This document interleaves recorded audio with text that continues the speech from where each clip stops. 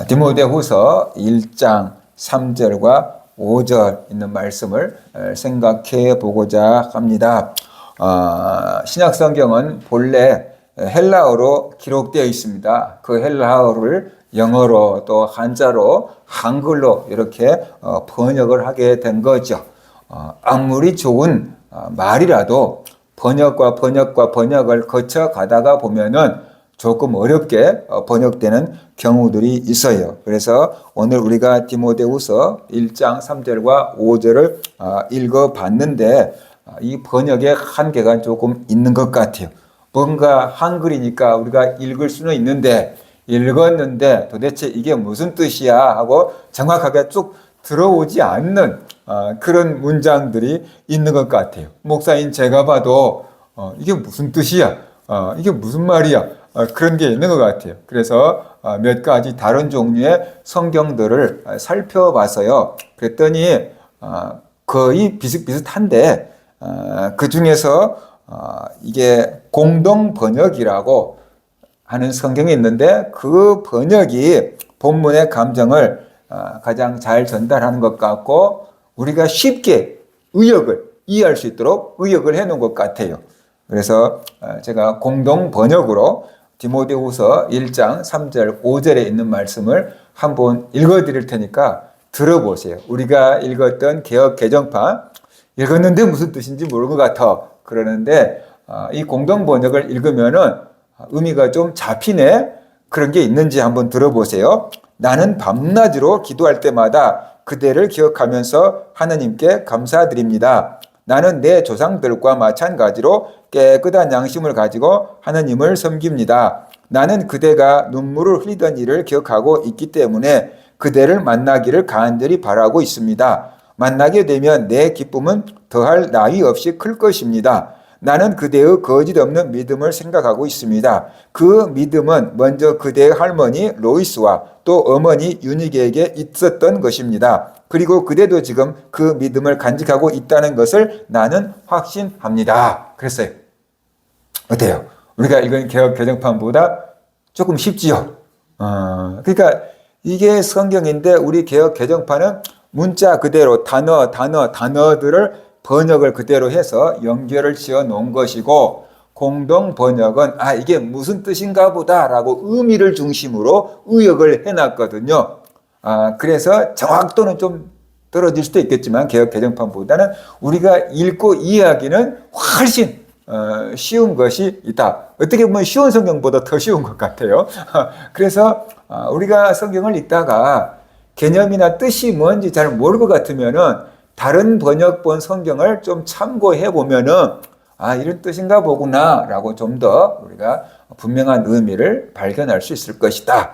요즘엔 스마트폰에 그런 것들이 다 들어와 있으니까 그런 것들을 통해서 젊은 사람들은 확인해 보면은 더 바른 신앙에 이를 수 있고 풍성한 의미를 찾을 수 있을 것이다 라는 생각이 듭니다. 디모데후서 1장 1절 2절을 살피면서 디모데후서는 바울이 죽기 전에 마지막으로 쓴 유언장 같은 서신이다 라고 말씀을 드렸어요. 그러니까 이 디모데후서를 계속 강해를 들으면서 마지막 죽음을 앞에 둔 사도가 어떤 의미로 어떠한 마음으로 이런 편지를 썼을까라는 것을 우리가 좀 염두에 두고 읽은다고 한다면은 바울의 마음 또 그것을 받아들였던 디모데의 마음 그런 것들을 좀 더 우리가 자세하게 느낄 수 있을 거다는 생각이 됩니다.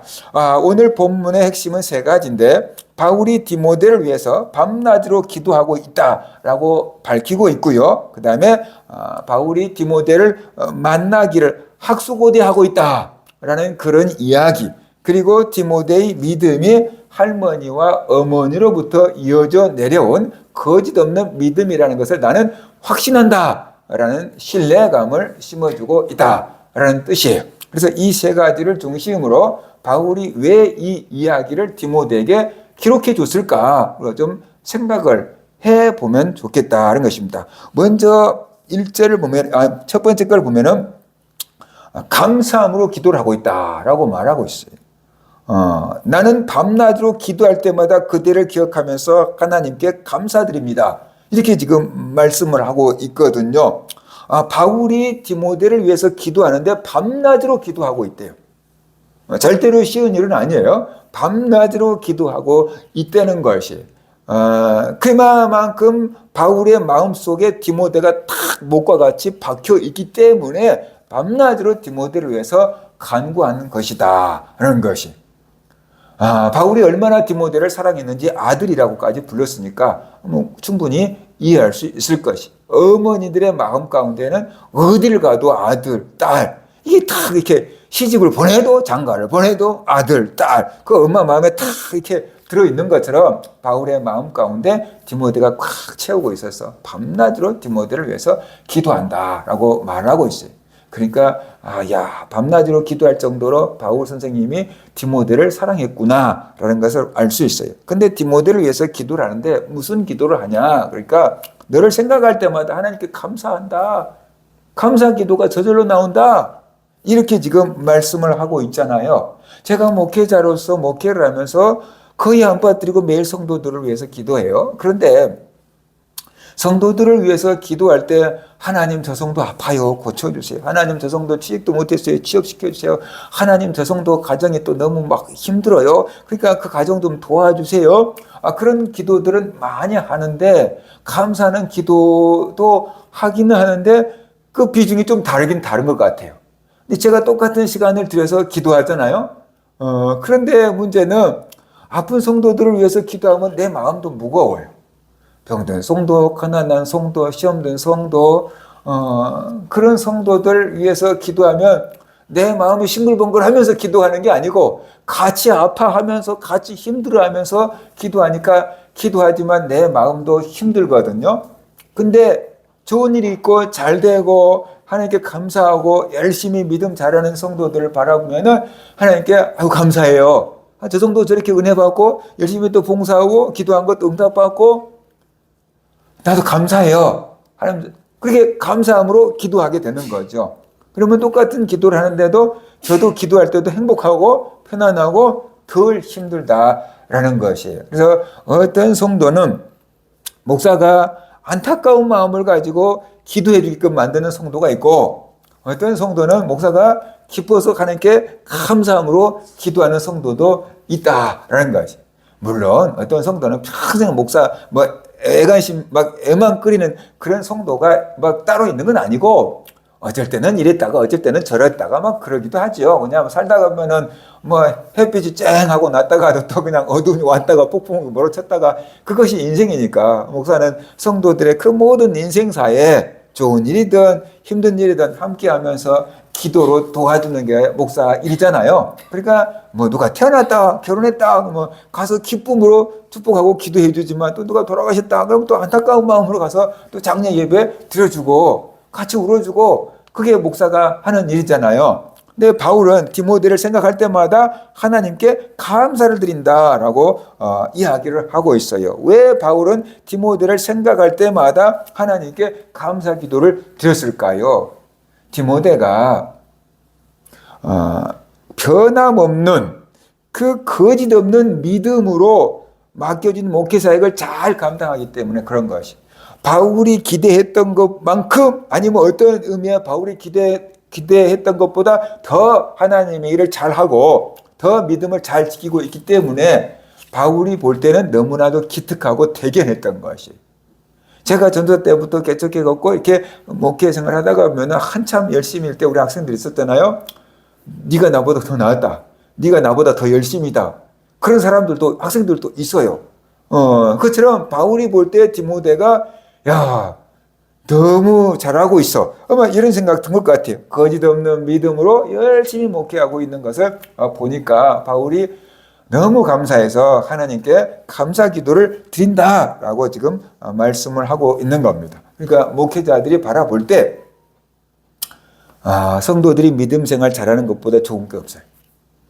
제가 청년 때 사모님 집에서 가까이 있었어요. 목사님 집에서 가까이 있었어요. 근데 그 사모님 친척이 그 집에 방문했는데 나를 보고 이제 그 교회 이제 청년이라고 소개하면서 예쁘지요? 사모님이 저를 보고 예쁘지요? 그렇게 얘기를 했어요. 근데 청년 때 내 생각이 뭐냐면 내가 미남은 아닌데 예쁘지요. 그러니까는 내가 잘생긴 얼굴은 아닌데 날 보고 예쁘다 그러네. 그렇게 했는데 제가 목사가 되니까 그 의미가 뭔 뜻인지 안 것 같아요. 믿음 생활을 잘하니까 예뻐 보였던 거죠. 날마다 교회 나가서 밤에 철야하고 새벽 예배 드리고 수요일 금요일 주일은 아예 뭐 말할 것도 없고 매일 그렇게 사니까 목사님과 사모님 입장에서는 얼마나 예뻐 보였겠어요. 믿음 생활 하려고 열심히 하니까. 그러니까는 예쁘지요 그렇게 얘기했던 거예요. 세상 사람들은 뭘 봐요? 얼굴을 봐요. 이 사람이 미남인지 아닌지 그거만 예쁜 거 아니구만 이랬을 수 있어요. 그런데 목사님과 사모님이 봤을 때는 예쁜 거예요. 그러니까 얼굴이 예쁜 게 아니고 하는 짓이 예쁜데 그 하는 짓이 뭐냐면 믿음 생활 하는 게 예쁜 거예요.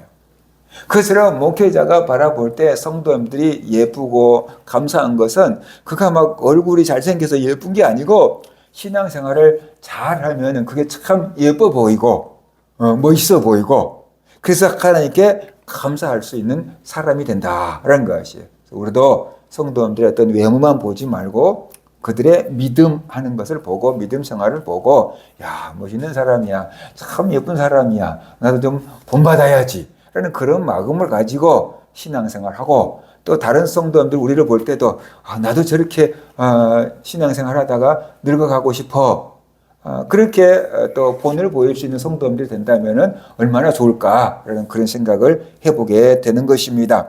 누군가가 우리를 위해 기도할 때 저 사람은 꼭 숙제 같은 사람이야 라고 생각할 수 있고 또 어떤 사람은 선물 같은 사람이야 그런 느낌을 가지고 기도할 수도 있거든요. 그래서 우리는 다른 사람이 우리를 볼 때 저 사람 만나면 꼭 숙제해야 될 것 같아 라는 그런 마음을 갖게 하기보다는 저 사람처럼 하나님께서 나에게 붙여준 선물 같은 사람이야 그런 마음을 심어주고 살아간다 그러면은 그것이 복된 삶이고 그것이 하나님께 영광 돌리는 삶이지 않을까라는 생각을 해요. 힘든데 내가 이거 힘든 얘기하면 목사님도 힘들 텐데 그러면서 또 목사님을 너무 배려해 주는 성도님들도 있어요. 아니 목사님 그렇지 않아도 힘든데 내 힘든 얘기까지 하면 또 우리 목사님이 얼마나 힘들까 그러면서 자기 혼자 그 짐을 다 지고 고통당하는 성도님들도 있어요. 근데 그것도 좋은 건 아닌 것 같아요. 좋은 것도 힘든 것도 같이 목회자에게 알려서 같이 기도하고 힘들 때 같이 기도하고 그래야지 그 문제가 해결됐을 때도 그만큼 같이 기뻐할 수 있는 거죠. 그죠? 그래서 힘든 것도 좋은 것도 같이 이제 아뢰고 기도하고 해결됐으면 또 해결됐다고 알려주고 그런 것이 교회에서 목사님과 함께 즐겁게 신앙생활 하는 거 아닌가라는 그런 생각을 합니다. 그래서 우리 모든 성도님들도 신앙생활 할 때 기도할 일이 있으면은 목사님 이런 게 힘드니까 기도해 주세요 라고 또 부탁도 하시고 또 좋은 일 있으면 목사님께 전화해서 하나님은 나에게 또 이렇게 좋은 일 있게 해주셨어요. 감사해요. 라고 할 수도 있는 거고 기도해 주신 거 이렇게 응답돼서 감사해요. 라고 할 수도 있고 그런 사이가 되었으면 좋겠다라는 것이 그 다음에 두 번째로 눈물로 빚어진 그리움이라고 우리가 할 수가 있어요. 나는 그대가 눈물을 흘리던 일을 기억하고 있기 때문에 그대를 만나기를 간절히 바라고 있습니다. 만나게 되면 내 기쁨은 더할 나위 없이 클 것입니다. 라고 말씀을 하고 있습니다. 그러면은 디모데가 바울을 위해서 눈물 흘린 게 언제였냐? 명시적으로 언급되어 있지 않지만 학자들이 추측한 바에 의하면 바울과 디모데가 헤어졌을 때 디모데가 이별의 슬픔을 견디지 못하고 눈물을 뚝뚝 흘리며 슬피 울었던 것 같아요. 엄마와 아이가 헤어질 때 아이가 우는 것처럼 아빠 같은 바울 선생님과 헤어질 때 디모데가 눈물을 흘리면서 이별을 슬퍼했던 것 같아요. 우리 또 헤어지면 언제 만나요? 그러면서 아마 울었던 것 같아요. 그런데 바울은 그 마음이 아프지만 하나님의 일을 위해서 또 갈 길을 가야만 됐었고 또 감옥에 갇히게 되는 신세가 되니까 더 이상 디모데를 보기가 어려운 처지가 됐고 이제 죽음을 앞에 둔 시간이 됐거든요. 뒤돌아보니까 헤어질 때 디모데가 자기를 위해서 눈물 흘렸던 그것이 생각이 난 거예요. 나랑 헤어질 때 디모데가 그렇게 울면서 아쉬워했는데 이런 생각이 난 거예요. 그래서 이제 내가 너를 보고 싶다라고 말하고 있어요. 너가 헤어질 때 나와 헤어진 것이 슬퍼서 눈물 흘렸던 것처럼 나는 이제 네가 그리워서 너를 그리워서 눈물 흘린다. 그런 뜻으로 쓰고 있는 거예요. 그래서 내가 죽기 전에 너를 한번 봤으면 좋겠다. 너를 한번 본다 그러면은 우리말로 하면 소원도 없겠다. 나는 이제 다 늙었다. 나는 이제 내게 맡긴 사명을 다 감당했다. 이제 주님 앞에 갈 날만 남아있다. 내가 무엇을 더 바라겠는가? 내가 더 많은 기적을 행하기를 원하겠느냐? 내가 감옥에서 풀려나기를 원하겠느냐? 아니다. 내 남은 소원은 디모데 너 한번 얼굴 보는 거다. 그 얘기하고 있는 거예요. 나 디모데 내 얼굴 한번 보고 갔으면 좋겠다.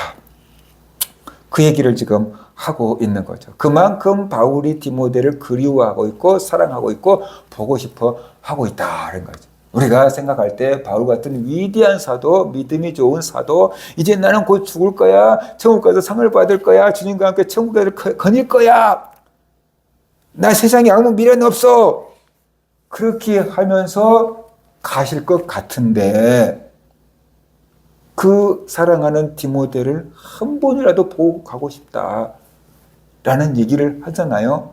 너무 인간적인 얘기를 하잖아요. 그러니까 바울이 하늘을 향해서 살았지만 땅을 완전히 뭐라 그럴까 이렇게 제외하고 무시하고 산 게 아니었다. 땅에 속해서 땅의 것만 추구하며 산 게 아니고 하늘을 추구하며 살았지만 그래도 땅에다가 발을 여전히 딛고 살았구나라는 것을 알 수 있어요. 사이비 이단에 빠진 사람들은 가족도 친구도 집안도 다 팽개치고 나만 구원받겠다고 산속에 들어가 있거나 그 모임에 들어가 있는 경우가 많잖아요. 가족들이 자기 때문에 얼마나 피눈물을 흘리는지 알아줄 마음도 없고 나만 구원받으면 돼. 그러면서 가족과 연을 끊고 이단에 들어가서 나오지 않는 사람들도 있잖아요. 바울은 안 그랬다라는 것이. 바울은 누구보다도 하나님의 나라를 사모하고 하나님의 나라를 곧 갈 날이 가까웠음에도 불구하고 사랑하는 디모데를 한 번이라도 보고 가고 싶어하는 그 마음을 갖고 있었다는 것이. 그러니까 우리가 이 세상에 살아갈 때, 신앙생활 할 때 발은 땅에다가 딛고 마음은 하늘에다가 두고 사는 것이지 발까지 다 하늘에다가 딛고 사는 것은 신비주의라고 할 수 있지 정상적인 기독교라고 하긴 좀 어려운 거예요. 왜냐 그러면 주님께서 너희는 세상의 빛이라 세상의 소금이라고 말씀하셨기 때문에 우리는 여전히 세상에 살아가면서 그리스도인답게 살아가야 될 책임과 의무가 있는 거다라는 것이지요. 그러니까 우리가 죽은 다음에 천국에 갈 것을 확신하지만 사랑하는 가족들과 이별할 것에 대해서는 안타까워하는 것이 사람으로서 기본적인 감정이다. 그렇게 볼 수 있어요. 그것을 억누르거나 그것을 없는 척 할 필요도 없다라는 것이에요. 믿음 없어서 그런 게 아니에요. 그런데 그게 잘못되면은 천국에 소망을 둔다면 왜 뭐 가족들을 못 잊어? 이렇게 비난하면은 안 된다라는 것이죠. 그럴 수 있지. 바울 사도도 그랬는데 예수님도 돌아가시기 직전에 요한에게 자기 어머니를 부탁했잖아요. 그렇죠? 끝까지 가족에 대한 책임을 지려고 애쓰는 것을 우리가 볼 수 있다라는 것이에요. 그래서 가족을 등지고 산속에 들어가서 마지막 종말만을 기다리고 있는 것은 건강한 신앙이 아니고 성경이 말씀한 신앙도 아니다라는 것이에요. 우리는 하늘의 소망을 두고 살지만 이 땅에 살아있는 동안 가족들과도 충분하게 사랑의 교제를 나누어야 될 것이고, 그죠? 천국의 부활을 확신하지만 가족들과 이별하는 것은 또 슬픈 것, 그것도 여전한 것이다. 그것을 우리가 당연한 것으로 받아들여야 돼요. 내가 믿음이 없어서 그러나? 그렇게 오해하면 안 된다라는 것이에요. 당연한 것으로 받아들이고, 그게 인간적인 거예요. 신앙이 없는 게 아니고 정말로 사람답게 살아가는 게 바로 그런 거다 우리가 신앙이 회복이 되면은 하나님의 형상을 회복하는 거고, 하나님의 형상이 회복될수록 진짜 사람답게 살아가는 것이에요. 그래서 신앙은 가식이 아니고 하나님 앞에서 진실하게 살아간 그것이 거짓없는 믿음이다는 것을 우리가 알아야 된다는 겁니다. 그 다음에 이제 세 번째로 보면은 대를 이어서 흐르는 거짓없는 믿음이라고 볼 수 있어요. 바울은 디모데의 그 거짓없는 믿음을 칭찬합니다. 디모데야, 내가 그렇게 변함없는 거짓없는 믿음을 가지고 있어서 내가 너무 든든해. 그리고 목회사역 잘 감당해서 내가 너무 든든해. 그런데 그게 너에게서 갑자기 만들어진 게 아니고 네 할머니도 그랬어. 네 어머니도 그랬어. 그랬더니 너도 그런 믿음을 갖고 있는 거야. 네 집안은 가식이 없는 집안이야 라고 지금 말하고 있어요. 거짓이 없다는 것은 가면을 쓰지 않은 순수한 상태를 의미한다라고 할 수 있어요. 근데 우리나라 사람들은 체면을 너무 차리잖아요.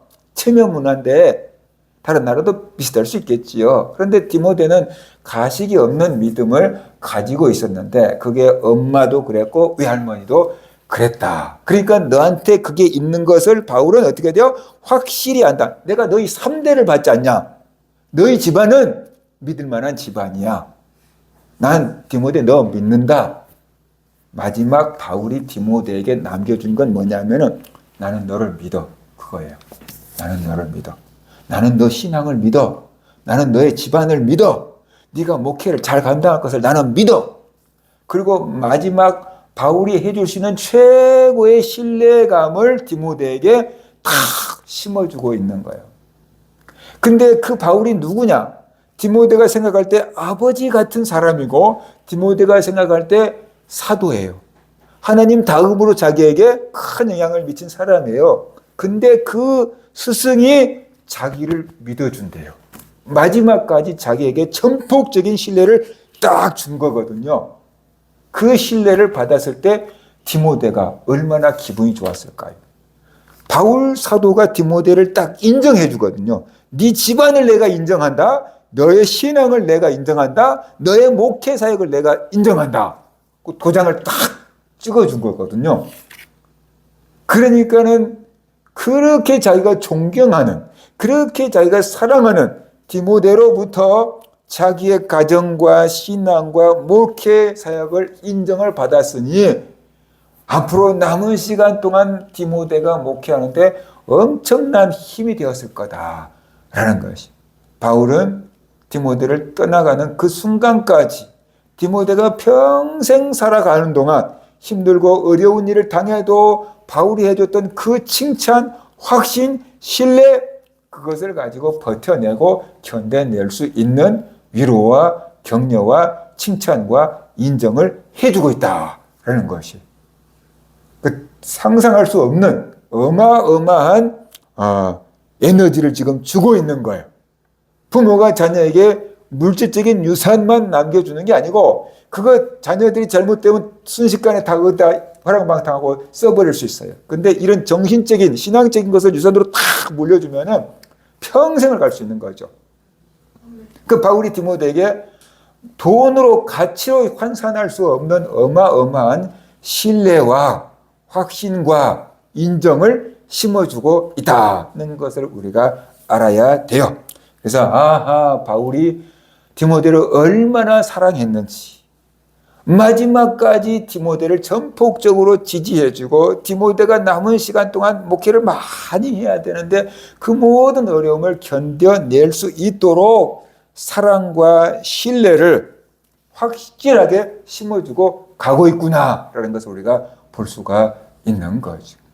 우리 성도님들도 그렇게 서로를 사랑하고 그렇게 또 신뢰를 주고 받을 수 있는 사이가 되면 얼마나 좋겠는가 하는 것이 바울이 디모데를 향해서 그렇게 전폭적인 사랑을 주었던 것처럼 우리도 우리 사랑하는 자녀들에게 그리고 사랑하는 교회 성도들에게 전폭적인 기도와 지지와 확신을 심어주면서 살아가는 그런 성도님들 되시기를 주의 이름으로 축원합니다.